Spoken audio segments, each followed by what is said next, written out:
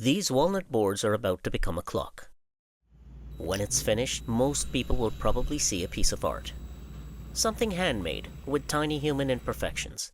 But I see liability, and if I priced it, it would likely cost 10 times more than a clock mass-produced by an automated CNC machine. Which raises an interesting question. If AI and automation are moving toward a future where machines can design and build almost anything cheaper and faster, why would anyone still pay a human woodworker? At first, the answer seems obvious. You might think it's craftsmanship, or that the work is custom, or simply the fact that it's handmade. But the more I thought about it, the less convinced I became. Because the real answer isn't actually about the wood. It has to do with a hidden layer of reality that AI can't really touch. See, what scares me most about AI isn't the technology. It's the quiet questions underneath it all. Will I still be needed? Will my kids grow up in a synthetic world? Am I losing relevance? Are my skills fading away? Lately, I can't help but feel uneasy. AI can generate designs, plans, and even solutions in seconds. But what does that mean for people who make things with their own hands? Will our work still matter? Will handmade become obsolete, overlooked in a world moving faster than we can? I know it sounds heavy, maybe even a little depressing, but stick around. I want to share 4 reasons why I believe AI won't replace woodworkers, and 2 ways I think we can adapt and stay relevant. And I promise, there's good news to share. At least I think. But first, why this build? You see, I had a bunch of leftover walnut from previous projects, but not enough to build something large. So the constraint was clear. Whatever I make has to be small. And then I realized something strange. We don't have a single wall clock in our house. Growing up, there was always one. The quintessential living room clock. My entire routine revolved around those hands. School, dinner, bedtime. Life moved with those needles. Unlike now, where time is hidden inside a phone, it lived on the wall. It was almost like time had a physical presence. Now that my kids are learning to tell time at school, I had to order one of those small plastic teaching clocks from Amazon so we could practice at home. And I started thinking, this feels like a missed opportunity. So I decided to build one. Not just to fill an empty wall, but to give my kids a more tangible way to connect with time. And I didn't want to just make a regular circular clock. This one will be inspired by Gaudi and Dali, 2 artists who bent reality instead of obeying it. I want the clock face to feel like it's pushing out of the wall, almost melting downward, like the clock in Dali's The Persistence of Memory. The borders and hour separations will borrow from Gaudi's organic architecture. Imperfect and flowing. I'll probably pick up a simple clock template on Amazon for the hour markings. Other than that, it'll just be an angle grinder and a cut-saw wheel, because that's what I have. I also wanted a few gears turning on the clock face. Not because they're necessary, but because there's something powerful about seeing motion tied to time. I want the kids to see that time is moving, not just read a dial. So I looked around and found a basic clock router template for about $30, and a simple clock on Amazon for about $50 that already had exposed decorative gears. It runs on a basic quartz mechanism. I'm not cutting precision gears in the garage. And honestly, nothing here is locked in. I have no idea if I'll be able to align the gears properly on a sculpted walnut face, or if the quartz mechanism will sit cleanly in the back once I start carving. The proportions might shift, the curve might evolve. I almost never finish a project exactly the way I picture it at the beginning. And I've learned to be okay with that. There's real uncertainty in this build, and that matters, because uncertainty is where judgment shows up, and that's something we'll come back to. For now, the goal is simple. Use up leftover walnut, build something meaningful, and create a clock that quietly sits on the wall.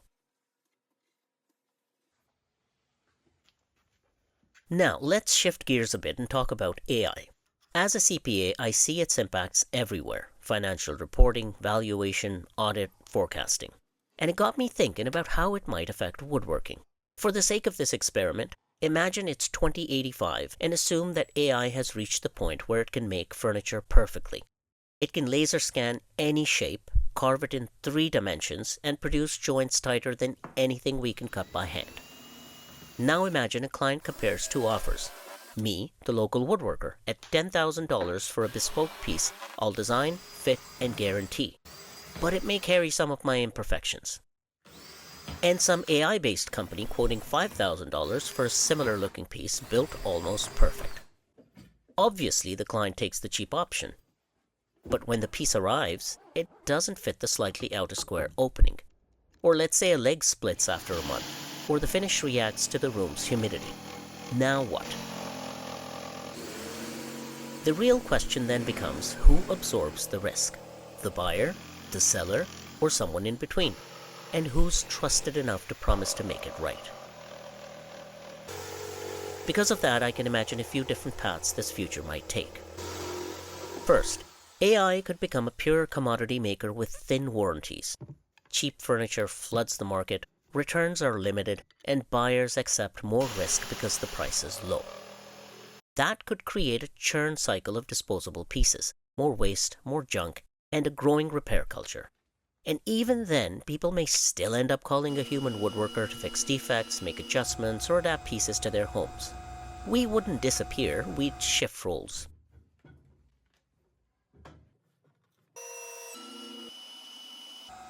Second, AI manufacturers might operate more like large corporations do today, with warranties, returns, and service networks. But once you add logistics, repairs, and accountability, the real cost rises. The gap between $5,000 and $10,000 starts to narrow when reliability and support are factored in, and suddenly the higher quote doesn't look so unreasonable.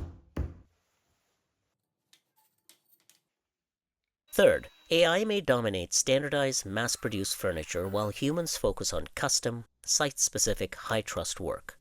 That's actually more disruptive for big-box stores than for small shops. The more unique the need, the more valuable human judgment becomes.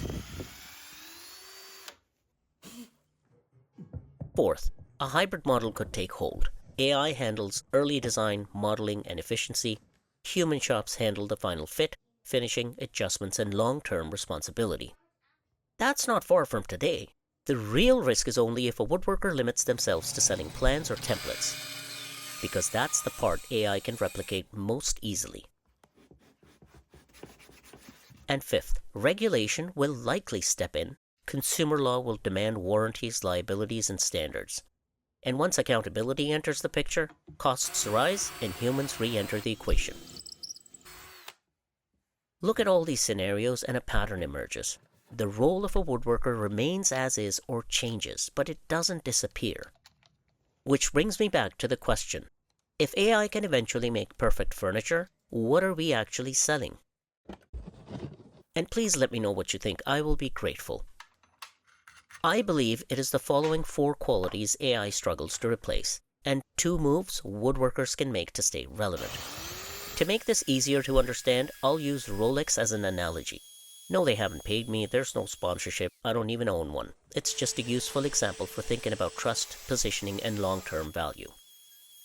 And a quick disclaimer, all of this rests on one assumption, that AI cannot reliably physically interact with reality the way humans do, and doesn't truly bear moral responsibility. People and organizations do. If that ever changes, we'll have bigger things to worry about than woodworking. First, certainty. What keeps a woodworker safe from AI in the long term isn't the wood, the hours, or even the craftsmanship. It's certainty. You're selling confidence that a piece will work, that it won't become a problem later, and that the client won't regret the decision. As AI makes plans, instructions, and even attractive designs cheap and widely available, certainty doesn't lose value, it becomes rarer. AI can't truly feel the real-world feedback that shapes craft, at least not in the way a human does. Wood still moves, tables still wobble, plans live in computers, reality lives in the room, and those 2 things rarely line up perfectly. I've seen so many AI designs that make no sense, and if I were to execute it as is, I can guarantee 100% that piece will either crack or split. And when something cracks or fails, what happens? If the solution is simply to ship an identical replacement, what guarantees the outcome will be any different the second time? Does repetition alone create confidence? or does understanding the cause matter more? And that leads to the second quality AI struggles to replace: responsibility. At some point, someone has to own the outcome. A human does. I do. That's the real moat between a woodworker and an algorithm. If something goes wrong, I'm not just shipping out a duplicate. I am listening, diagnosing, adjusting, and applying experience to make it right. And this is why the first move for woodworkers is to include this responsibility in the price.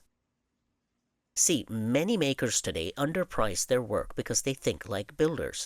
But in an AI-driven world, woodworkers need to think like underwriters. What happens if, despite all your care, a client calls a year later to say their table is cracked? Do you shrug it off, or do you make it right? And if you want to make it right, you need to have factored that possibility into your price. That's why the first move for woodworkers is to rethink how they price their work. Pricing can no longer be just labor and materials. It has to reflect the responsibility you're taking. The more responsibility you carry for structure, fit, aesthetics, and longevity, the less comparable your work becomes, and the more it distinguishes you from the rest in this age of AI. Rolex is a useful parallel. Their watches don't cost what they do because of the metal and components inside. Customers pay a premium because they're buying confidence, the certainty that it will work, last, and hold value. The company reinvests profits heavily into precision, tooling, and quality control rather than distributing them to shareholders. That focus creates demand that often outstrips production, and that's part of why the watches hold their stature in an age where so many things are cheap and replaceable.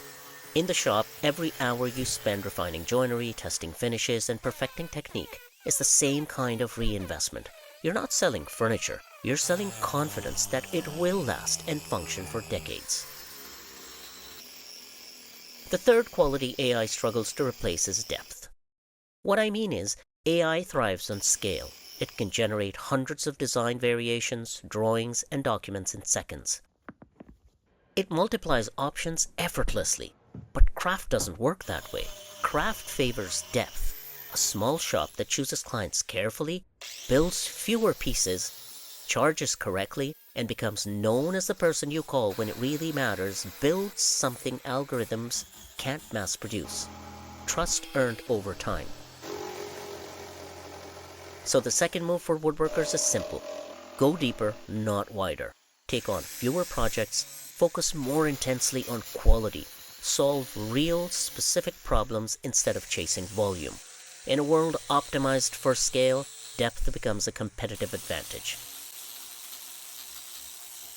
See, Rolex is privately held and insulated from shareholder pressure, which means it doesn't chase short-term trends or profits. It can focus on doing things the right way, not the trendy way. That's the same advantage a small woodworking shop has. You don't have to overproduce or cut corners to hit quarterly numbers. You can prioritize long-term reliability, thoughtful decisions, and process integrity to create value through trust and responsibility, not volume. And finally, judgment. I think true value doesn't live in the grain or the tightest joints. That's just the price of entry. The real secret sauce is judgment, knowing when to go bold and when to simplify. It's the art of designing for reality and real-world use. That level of intuition only comes from years of trial, error, and knowing when to stop. That's the human edge. And this human edge is a little more complicated, so let me take off the CPA hat for a second and put on a more philosophical one and explain what I mean. Broadly speaking, at least for the purpose of this video and this explanation, we can think of knowledge as falling into two categories. The first is logical knowledge, things we know through reasoning. For example, A is taller than B and B is taller than C, then I know A is taller than C. No measuring required. Or that all triangles have three sides. You don't have to measure every triangle in the world to know this. It's true by definition. This is the kind of structured, logical thinking AI is incredibly good at. It can process patterns, relationships, and rules faster than any of us.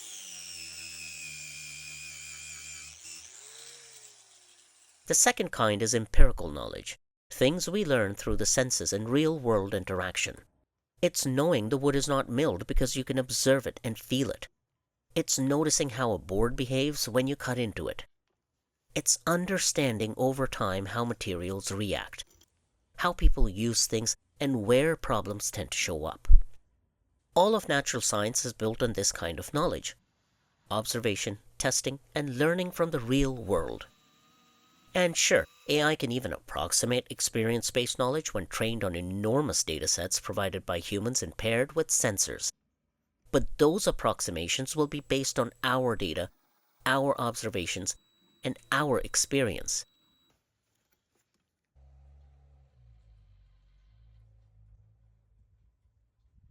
And judgment lives right at the intersection of those two. It uses logic, but it's shaped by experience. It's deciding how much thickness is enough, where to round an edge, when to overbuild, and when to leave something simple.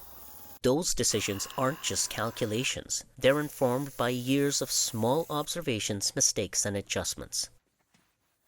So, AI can organize logic, it can repeat patterns, but when a situation is uncertain, when the answer isn't clean, and when the right choice depends on feel, context, and lived experience, that's where judgment lives, and that's where I think the human edge remains.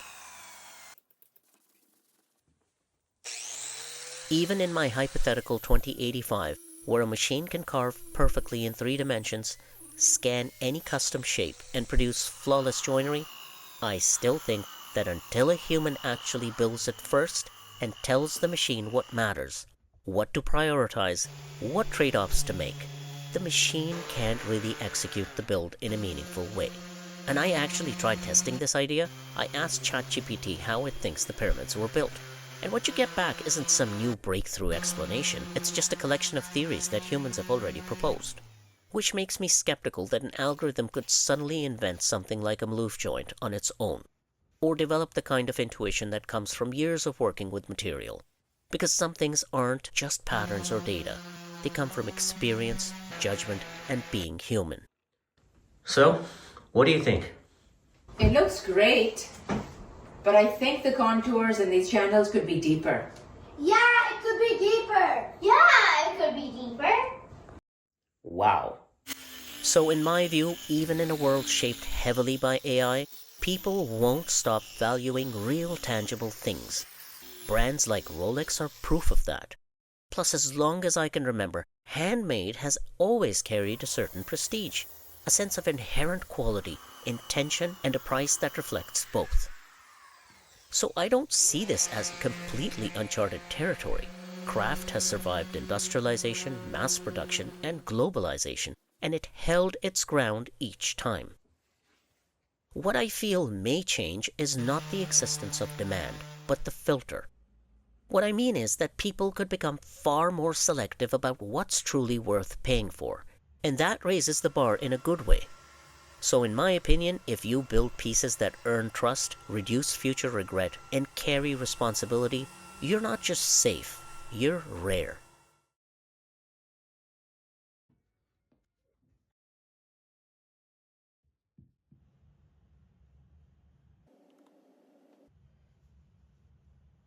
I'd genuinely love to hear your thoughts on this. If this kind of reflection resonates with you, please consider subscribing and sharing the video with friends and family who might find it meaningful. Supporting the channel helps me, as a small woodworker, continue creating content, investing in better tools, improving my skills, and exploring not just traditional builds, but also projects that push my boundaries a little further each time.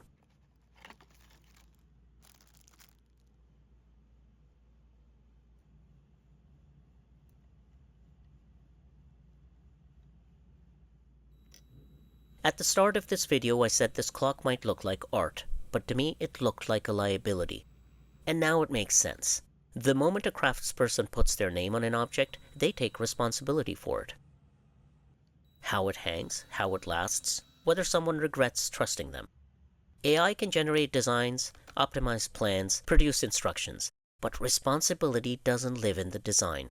It lives in the person who stands behind the object when something goes wrong. And maybe that's why, even in 2085, someone might still pay a human woodworker, not just for the object, but for the person willing to take responsibility for it. And maybe the most radical thing we can do in a world moving faster and faster is slow down.